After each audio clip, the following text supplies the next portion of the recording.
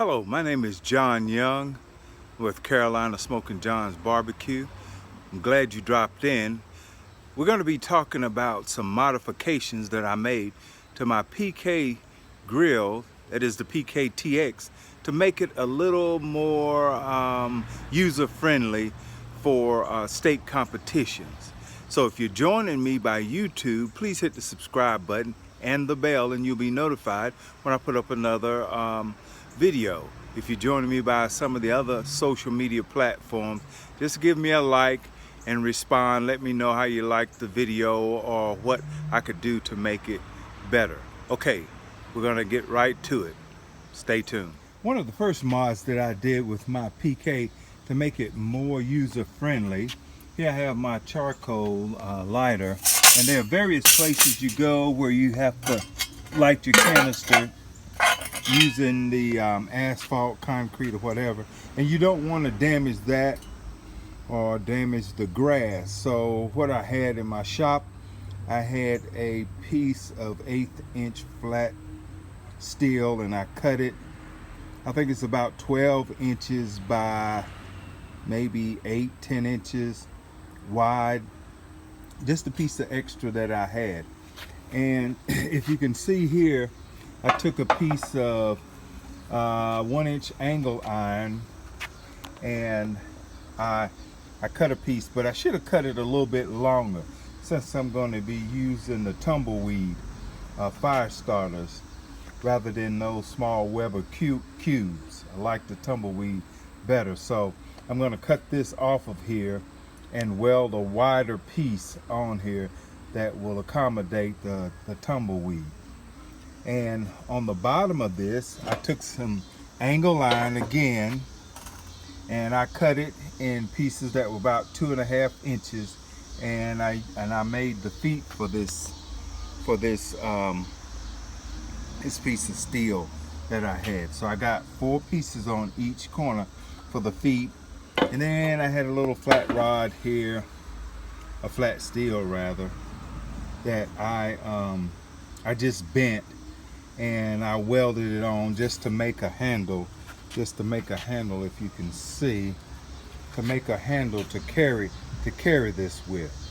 So you put your charcoal starter on here, and you set it down, and you put your full can of charcoal on there like that to light it, and you're up off the ground and you're not damaging the concrete or the paved parking lot at a cook-off. So that works really well. Secondly, I made an adapter here.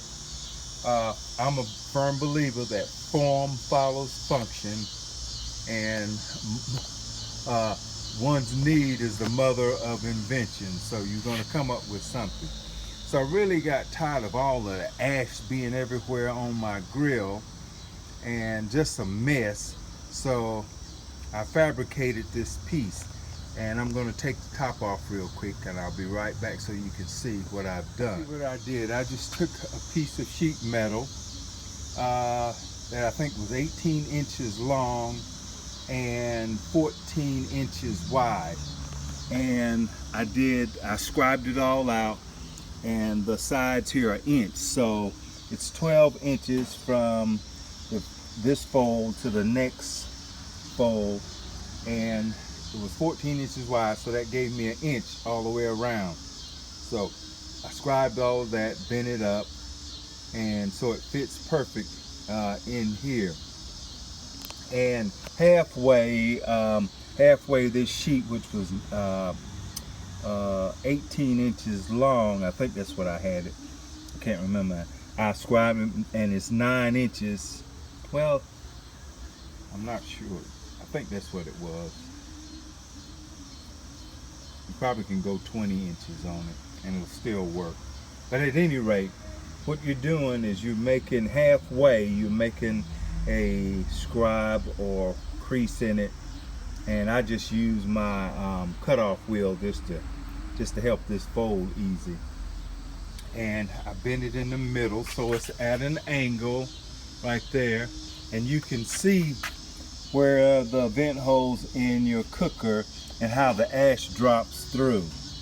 So once it drops through, it just slides down here to the middle, and it's easy to dump. You just take this thing and lift it right out, and you can dump it rather than it being in those little trays on your grill, and you get all that ash all over everywhere, and if you don't clean it up, it gets all over your car and everything. And then I have one more mod that I've done, and hold on just a minute and let me get it and put the grill back together. Okay, I had maybe, I guess this is 1/8 inch by 1/2 inch, 3/8, I can't even remember now. Just a piece of flat rod that I had around, and I welded, let me see if I can put it up here. You can see it better right there. I welded a nut right on the end of it, and that nut, if you see right here, is big enough to fit around your this exhaust. I don't use it on the exhaust. Mind you, this grill is still relatively new, and I still haven't gotten it broke in. I've had 3 competition cooks on this, and maybe about six practice cooks on it, so it's still not broke in well. So this one is better. But to give you an idea of what's going on, I use this for the vents, the lower vents on the bottom of the cooker. I really got tired of trying to stick my hand under there, and it gets very hot under this cooker. It may be 400 to 500 degrees under there, and you got to have gloves on. So I got tired of trying to put my hand under there, so I made this device. So you can just reach down, if you can see. I don't know if you can really see it. Here's the little, well, it's a little dark, but you can see I've got that bolt right on that opening, so I can pull it open or close it. Pull it open and close, open and close. And I've got some lines on this bar, and when I pull it out I'll show you. But I can look at the lines and I can tell when I have it fully closed or when I have it open. So you see I've made these, maybe I'll put it back up here and you can see it better. I've got 3 lines. So I know when the line is all the way to what will be your bottom, I know it's closed, and when I pull it all the other way, I know that it's open. I think that's the way I've got it.